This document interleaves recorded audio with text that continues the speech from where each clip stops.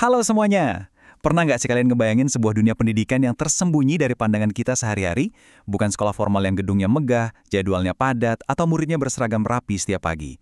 Tapi ini adalah sebuah ruang di mana perjuangan sistemik dari sebuah institusi justru berbenturan dengan kerasnya realitas hidup dan, ironisnya, sikap apatis dari manusianya sendiri. Di Explainer kali ini kita bakal nyelam ke dalam dunia pendidikan non-formal di Indonesia. Sebuah dunia yang sering banget luput dari perhatian kita, padahal megang peranan penting banget buat masa depan banyak orang. Coba dibayangin angka 56. Ini bukan sekedar angka acak ya. 56 ini adalah jumlah orang yang putus sekolah cuma dalam rentang waktu 1 tahun aja, yaitu di 2018, di sebuah daerah kecil bernama Kecamatan Trentang.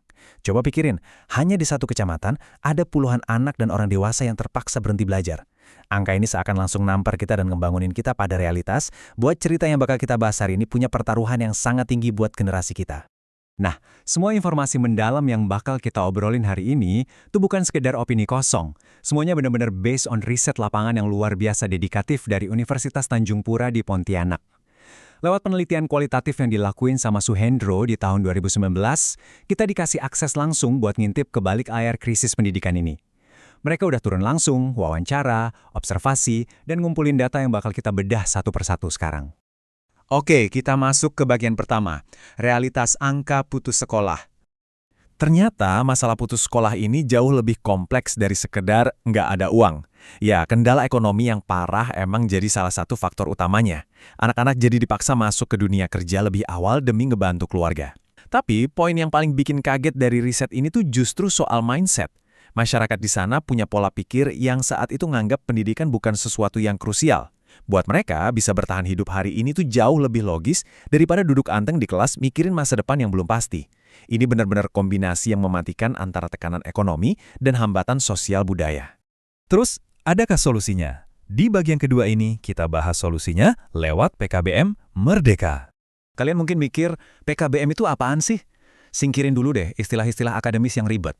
Intinya, PKBM atau Pusat Kegiatan Belajar Masyarakat, khususnya PKBM Merdeka di Kecamatan Trentang ini, itu semacam alam semesta paralel buat pendidikan. Ini adalah sebuah kesempatan kedua, semacam jaring pengaman dari pemerintah supaya masyarakat yang putus sekolah ini bisa kembali berdaya, mandiri, dan ujung-ujungnya bisa ningkatin kualitas hidup mereka buat ngadepin kejamnya dunia kerja modern. Dan biarpun tantangannya gila-gilaan, program ini beneran jalan dan terus tumbuh loh. Coba perhatiin, di paket A yang setara SD melayani 7 siswa. Terus paket B setara SMP ada 22 siswa. Nah, puncaknya di paket C yang setara SMA, angkanya melonjak jadi 32 siswa. Artinya apa coba? Ini nunjukin kalau makin tinggi tingkat pendidikannya, makin banyak juga orang yang sadar kalau mereka butuh banget ijazah itu. Entah buat nyari kerjaan yang lebih layak, atau sekedar buat nebus waktu mereka yang hilang. Lanjut ke bagian ketiga. Gimana sih sebenarnya cara program ini jalan di lapangan? Buat ngejalanin ini butuh fleksibilitas tingkat dewa. Tutor di PKBM Merdeka tuh kerjanya mirip banget sama guru sekolah formal. Mereka tetap harus bikin RPP atau rencana pelaksanaan pembelajaran. Tapi prakteknya di lapangan beda jauh. Kelas cuma diadain 2 kali seminggu. Kenapa? Ya karena pengelola harus pintar-pintar nyari waktu kosong para siswanya, yang rata-rata emang udah pada kerja. Nggak cuma itu, buat bisa lulus, mereka tetap harus ngikutin standar nasional kayak Ujian Nasional Berbasis Komputer atau UNBK. Nah, ngomongin soal metode belajar, realitasnya cukup menarik. Faktanya, cuma 35% waktu yang kepake buat tatap muka di kelas. Sisanya yang dominan banget, yaitu 65% murni belajar mandiri dan ngerjain tugas. Jadi kesuksesan di program ini tuh nggak bisa cuma nunggu disuapin materi sama guru. Semuanya benar-benar bergantung sama motivasi dan dorongan dari dalam diri si siswa itu sendiri. Kalau mereka nggak disiplin bagi waktu antara kerja dan belajar, ya dipastikan mereka nggak akan bisa bertahan. Sekarang kita masuk ke bagian keempat, yang menurut saya adalah bagian paling mind-blowing dari cerita ini, paradoks kesadaran siswa. Di sini kita nemuin sebuah kontras yang tajam banget. Di satu sisi, dedikasi tutornya tuh luar biasa. Mereka rela repot nyiapin RPP dan ngajar berbagai mata pelajaran formal pakai semangat yang tinggi banget. Tapi di sisi lain, realitas fasilitasnya benar-benar suram. PKBM Merdeka ini kekurangan fasilitas komputer. Saking kurangnya, tiap kali musim ujian UNBK datang, mereka sampai harus numpang ke fasilitas SMA N1 Trentang. Kebayang nggak sih gimana institusi ini berjuang mati-matian pakai sumber daya seadanya cuma buat ngasih yang terbaik? Dan dari semua temuan di jurnal tersebut, ini dia hal yang paling menarik sekaligus paling ironis. Diucapin langsung sama pihak tutornya.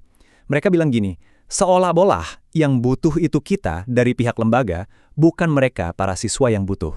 Coba deh renungin ini. Lembaga udah nyediain tempat gratis, tutornya pontang-panting nyusun materi dan minjam fasilitas sana-sini, tapi tingkat kehadiran siswanya nyaris nggak pernah 100%. Banyak banget siswa yang bolos, nggak masuk kelas, bahkan parahnya nggak hadir pas hari ujian tanpa alasan yang jelas. Para pengajar tuh sampai ngerasa kayak mereka lah yang harus ngemis-ngemis supaya para siswa ini mau diselamatkan masa depannya. Ini benar-benar sebuah paradoks kesempatan kedua yang bikin nyesek banget.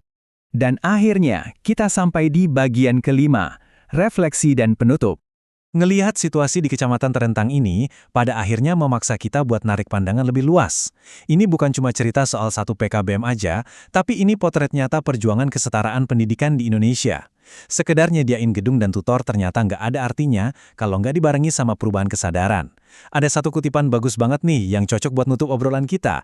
Kesempatan kedua itu baru bisa dibilang berhasil kalau manusianya sadar betul bahwa pendidikan itu fondasi hidup mereka. Nah, sekarang giliran kalian. Menurutmu gimana sih cara paling efektif buat ngubah pola pikir masyarakat supaya mereka sadar pentingnya pendidikan di tengah himpitan beban ekonomi yang berat? Tulis pemikiran kalian di kolom komentar ya. Mari kita diskusi. Dan pastikan kalian udah subscribe channel ini biar nggak ketinggalan video explainer seru dan mendalam kita berikutnya. Sampai jumpa!